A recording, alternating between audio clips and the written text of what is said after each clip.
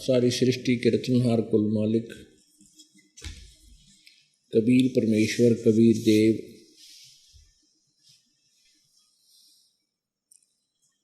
हम काल जाल में फंसी हुई आत्माओं को काल के जाल से निकलने का तरीका बताने के लिए स्वयं ही आते हैं, क्योंकि इस काल भगवान ने जो यहाँ का भगवान है, प्रभु है, स्वामी है, ब्रह्म, इसलिए एक चिंता लगी रहती है कि कहीं इन प्राणियों को उस सुख स्थान का पता लग जाए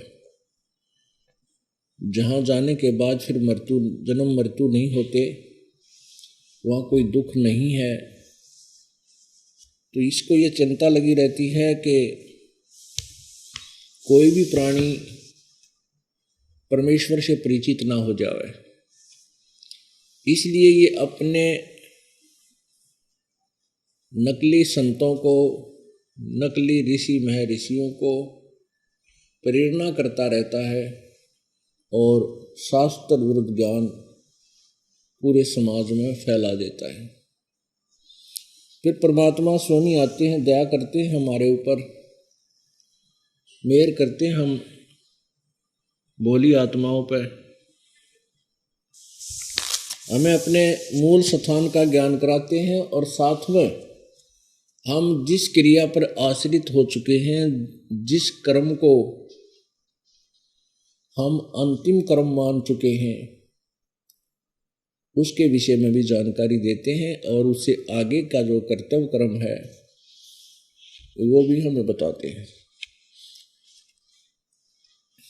हमने कौन से कर्म को अंतिम कार्य मान रखा है। संतान उत्पत्ति के उपरांत उनका पालन पोषण, अच्छी शिक्षा, फिर उनका शादी विवाह, फिर परमात्मा से मंगल कामनाएं करें, इनका रोजगार हो और फिर इनके संतान हो, और फिर संतान होने के बाद फिर हम ये सोच लेते हैं कि मैंने अपने परिवार को पैरों पे खड़ा कर दिया, अब मेरा काम पूरा हो गया। ये तो हमारा एक प्रारब्ध कर्म है, इसको तो हमने करना ही है, लेकिन आत्म कल्याण के लिए हमने क्या किया, अपने लिए क्या किया। और जो भी आपने किया कराया वो परमेश्वर ने, परमात्मा ने आपकी जो हिस्ट्री सीट, आपके प्रारब्ध कर्म में पहले लिखा हुआ था, उतना ही होता है, उतना ही होगा। उसमें आप कोई परिवर्तन नहीं कर सकते। हम देखा करते थे बूढ़े बुजुर्ग, वो बैठकर बतलाते थे, कहते थे भाई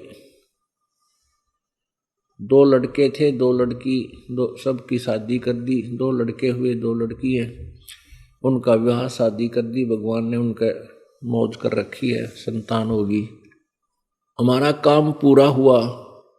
अब बेशक भगवान हमारा शरीर पूरा कर दे, बेशक उठा ले, हमारा काम पूरा हुआ। अब यहाँ पता चलता है कि जो कार्य करने के लिए मनुष्य शरीर मिला था वो तो हमने छुआ भी नहीं, स्टार्ट भी नहीं किया, और कहते हमारा काम पूरा हो गया मनुष्य जीवन का। ऐ बोले आदमी, तेने तो जीवन बर्बाद कर दिया, सफल कहाँ हुआ तेरा जीवन।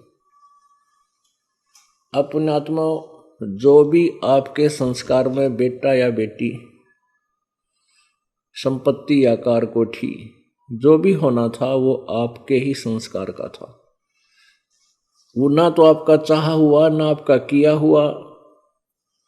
एक मोटा सा उदाहरण देते हैं, संतान जैसे ब्याह हो जाता है, विवाह होते ही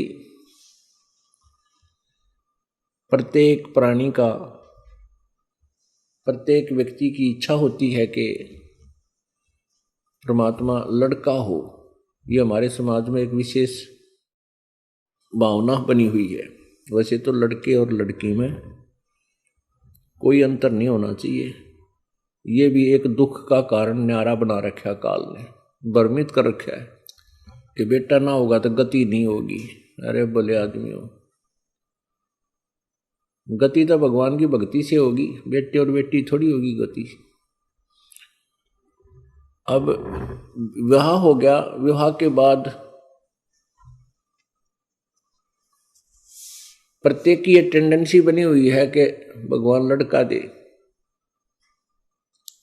और वो लड़का ना होकर के लड़की होगी। और दूसरी आस तो पूरी होती है कि परमात्मा इनका लड़का हो, और वो भी लड़की होगी। तीसरी फिर इच्छा की कि भगवान इनका लड़का हो, जंतर मंत्र भी करवा लेता है कहीं से, इधर उधर घूम फिर के, और फिर भी लड़की होगी। चौथी भी लड़की होगी। तो क्या आपका चाह हुआ? आप तो लड़का चाहो थे और वही लड़की। तो इसी से समझ लेना कि जो कुछ आपको मिला है आपका सोचा चाहा नहीं मिला है, आपकी किस्मत और कर्म का मिला है पीछे का। और जो तूने करना है भविष्य में, जो जिससे तेरा प्रारब्ध बनेगा वो अब करना है। परमात्मा हमें याद दिलाते हैं कि जब तू मां के पेट में था, गर्भ के अंदर, उसमें रह रह कर याद कर रहा था, परमात्मा इस गर्भ से निकाल दे मुझको,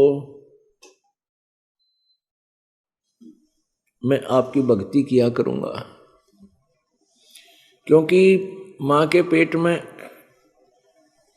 ये बच्चा उल्टा लटका हुआ होता है, नीचे को सिर ऊपर न पैर होते इसके। और कहीं से भी इसको रास्ता नहीं होता, जैसे किसी ने बोरी में बांध के, बोरी में फिट करके उल्टा लटका दे वर्क्स के या कितना, तो उसने एक घंटे में नानी याद आ जाएगी। और हम 9 महीने काट काटते माँ के पेट में, और बाहर आकर भूल जाते हैं उस दुख को, क्योंकि यहाँ पर हमें ये नकली साजबाज तैयार पावे है। तो उसमें फिर हम इतने भूल जाते हैं, परमात्मा को याद नहीं करते। उस भूली हुई वस्तु को भी याद दिलाने के लिए परमेश्वर ही कृपा करते हैं, स्वयं आते हैं या अपने दासों को भेजते हैं, संतों को भेजते हैं।